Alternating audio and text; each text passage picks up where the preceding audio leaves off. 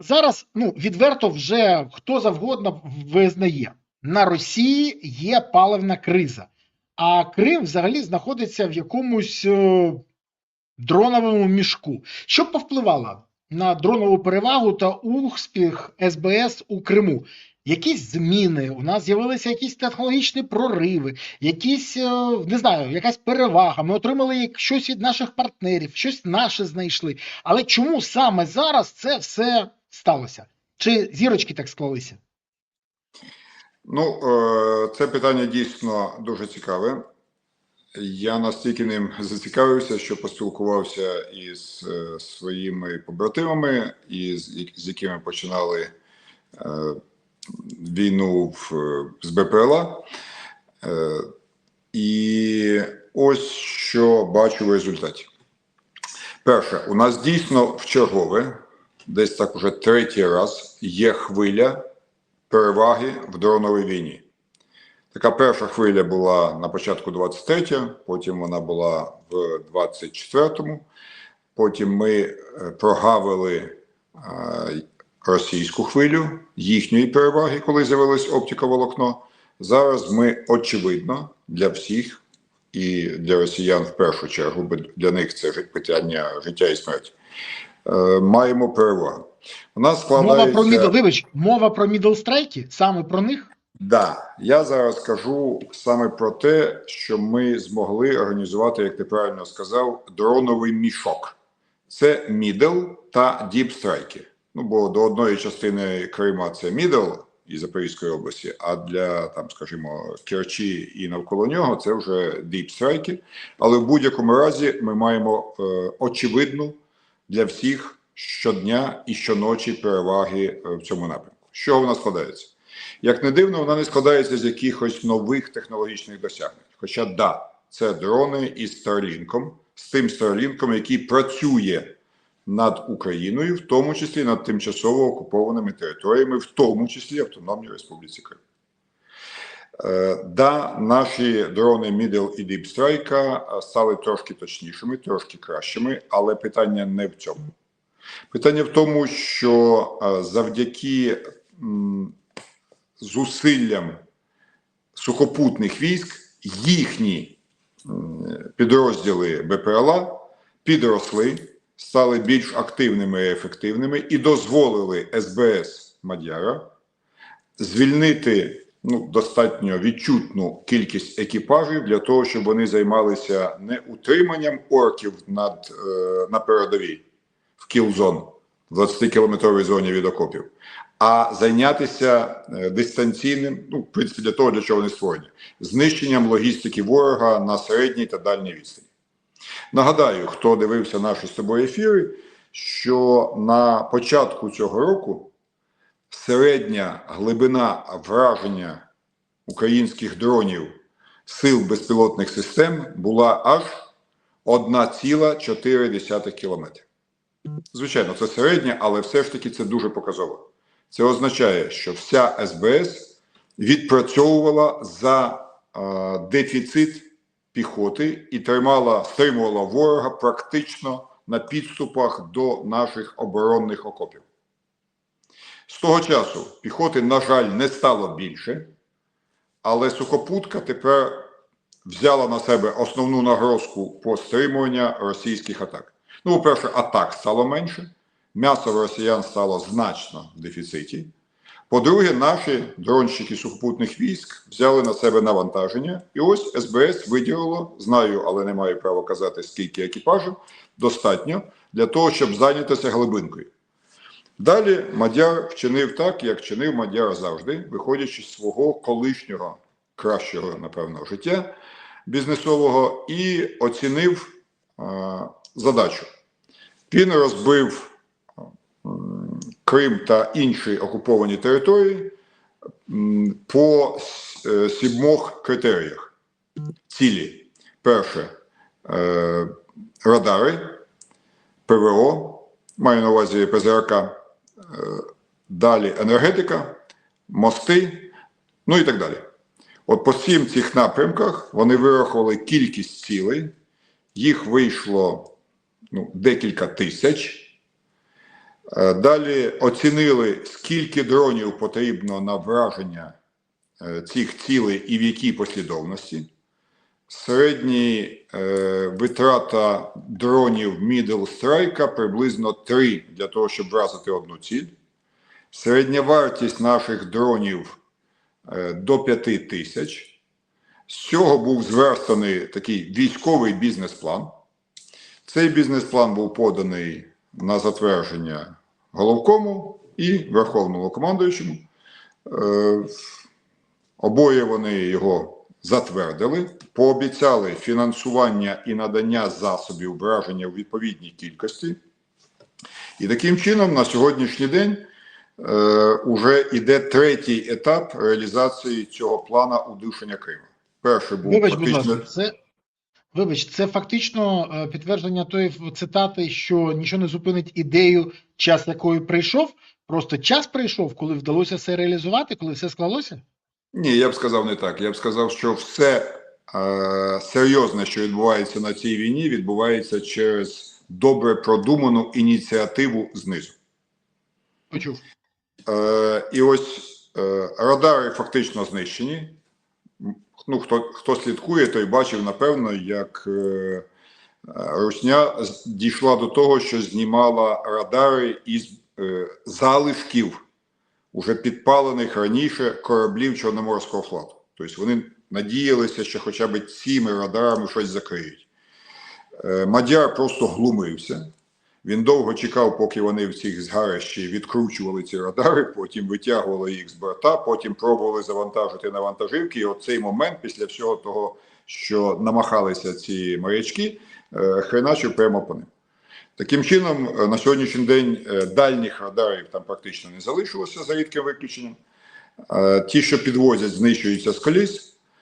І наші літаки після того, я думаю, процентів на 70-75 знищили ПЗРК, всі ці панцирі, С-300, С-400 і так далі. І після цього, в принципі, наші літачки там почуваються як у себе вдома, і правильно почуваються, ми будемо в Криму у себе вдома, і знищують по плану все решта. В першу чергу мости, і вогневий, і вони знищені або пошкоджені. Вогневий контроль над ключовою трасою Ростов, Маріуполь, Мелітополь, Джанкой. І далі об'єкти енергетики та залізничного сполучення вже всередині самого Криму. Відтак операція розвивається вдало. І тут треба звернути увагу, що це стосується не тільки Криму. Той, хто хоче глянути на карту або завжди її пам'ятає в голові, зрозуміє, що якщо ти береш під вогневий контроль постачання БК, пального, продуктів харчування тощо в Крим, то він фактично бере під контроль те саме постачання і для окупаційних військ на Запорізькому фронті, бо траса та сама. Той самий Ростов, Маріуполь, Мелітополь. Таким чином, сьогодні у росіян створилася дуже загрозлива ситуація для 2 мільйонів жителів окупованого Крима, які вони оголосили сакральним, а також для 150-тисячного угрупування, колись, правда, зараз вже, напевно, вже менше стало, яке діє на Запорізькому фронті. І дуже така цікава ситуація, коли така іронія історії, коли той Крим, який Путін хотів зробити п'єдесталом для свого пам'ятника в історії, великого вождя Владимира Великого, перетворився насправді на мішок Владимира Рукожопого. Бо на сьогоднішній день замовчати події і ситуацію в Криму, 2-мільйонному Криму, йому не вдасться саме тому, що він його в свій час оголосив сакральним, священним для всієї Російської імперії. Безліч його обіцянок, що він зробить все, щоб Крим відчував себе як вдома, щоб максимальна безпека була для жителів Крима в складі Російської імперії, сьогодні отримала свою ціну. Ці обіцянки не вартують нічого. Ситуація на Запорізькому напрямку стрімко наближається до тої ситуації російських угрупувань в Херсоні 23-го року, коли вони з перебитою логістикою мусили тікати або гинути, або здаватися в полон. Все це дуже нагадує і, звичайно, це вдвічі приємніше, що все це робиться дронами, фактично зберігаючи масу життів українського солдата. Так що, якщо підсумовувати, це дуже важливий поворот війни, який стався завдяки ініціативі професіоналів БПЛА, в першу чергу завдяки командуванню Сил безпілотних систем, підтриманий керівництвом ЗСУ, і які отримали обіцянки повного фінансового забезпечення з боку Верховного Головнокомандувача. От тут я хочу додати. Це супер, що фінансове забезпечення з боку головкома є. Але ж ми, давай відверто казати, залежимо від грошей, які нам дають наші партнери. І ЄС вже почав перераховувати Україні перший кредит, на першу частину кредита на 90 мільярдів. Ми отримали, і це дуже суперово, 3,2 мільярди, які сьогодні зайшли на рахунок. Про це повідомила голова Єврокомісії. Але при цьому, знаєш, як завжди там, є завжди пілюля, оця гірка пілюля.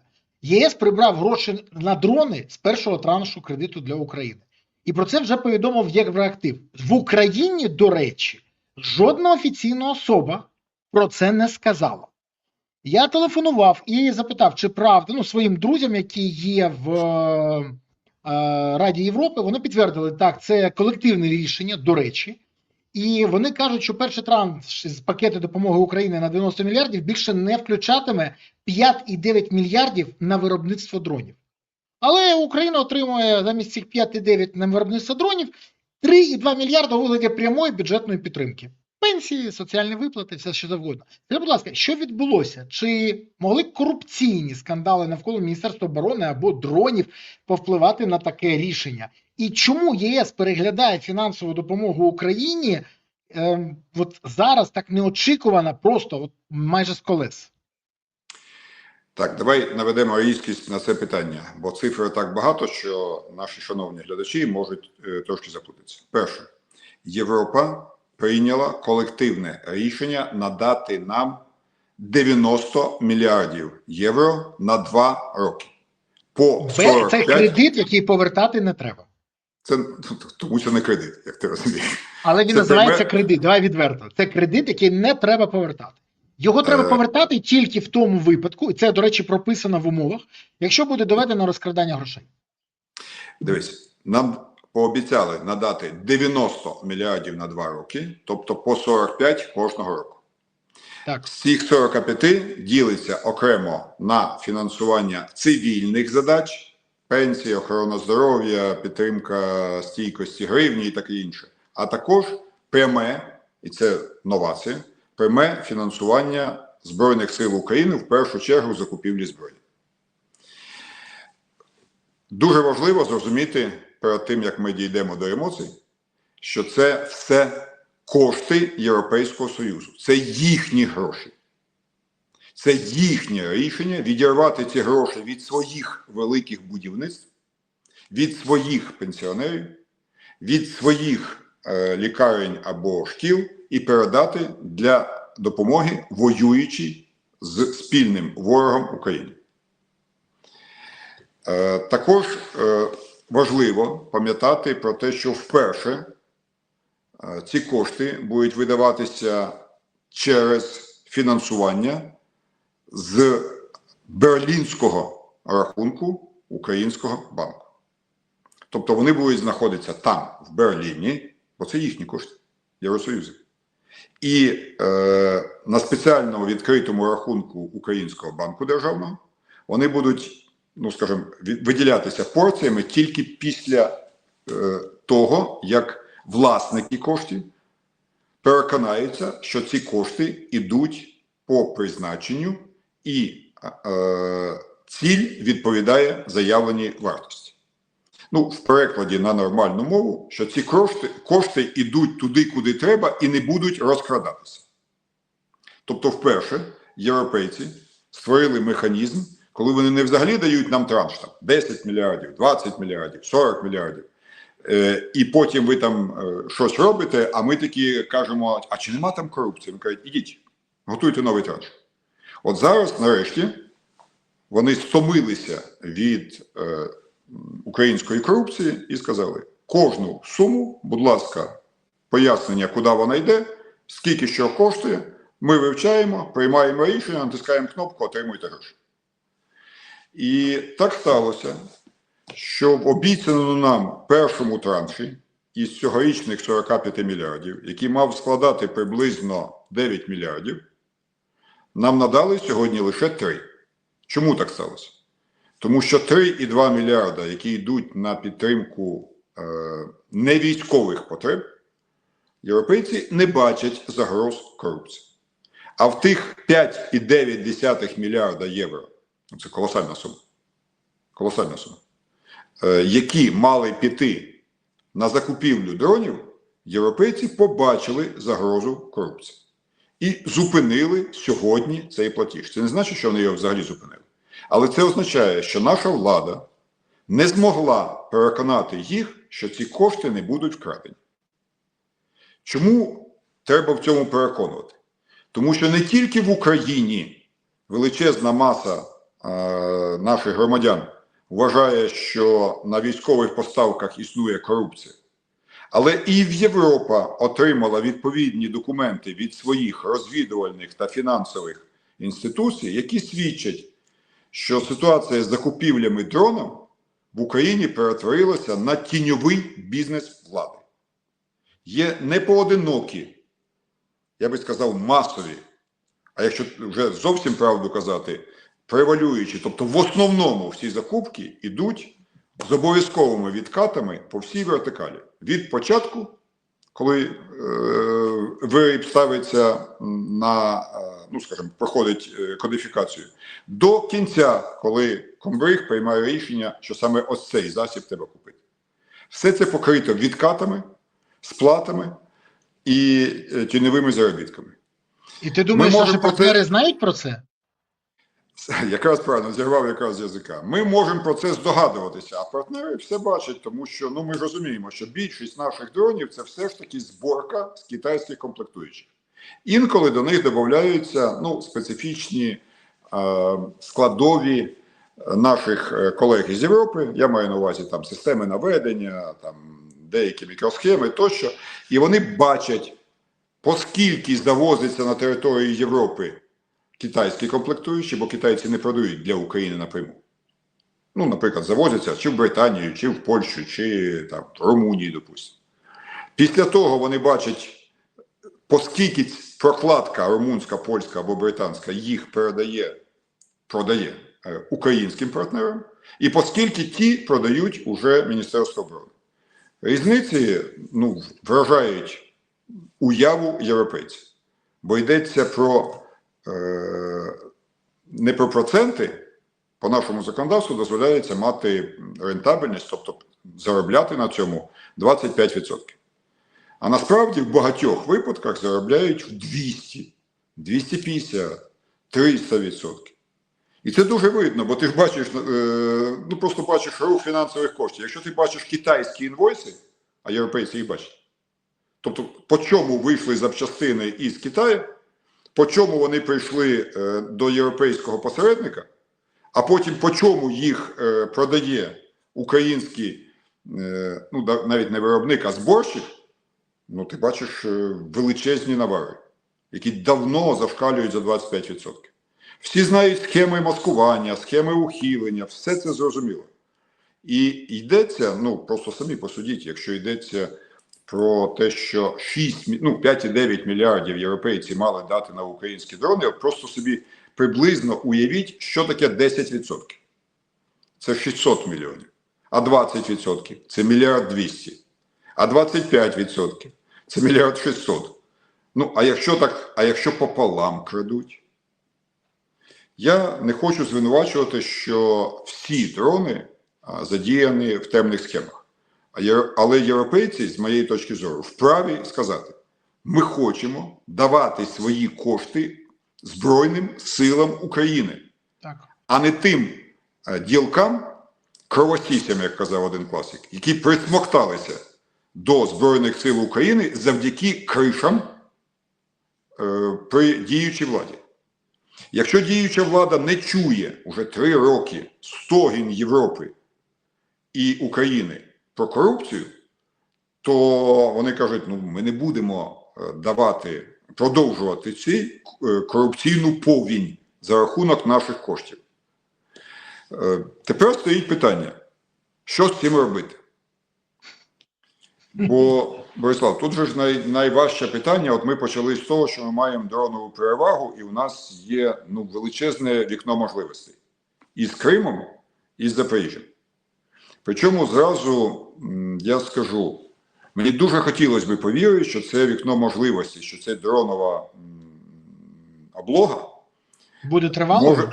Може привести до перемоги, до деокупації, до виходу на кордони 91-го. Я, на жаль, реаліст і розумію, що якщо влада нашої країни палець об палець не вдарила в питанні мобілізації, то навіть якщо дрони переб'ють абсолютно все в Криму, туди фізично нема кому зайти.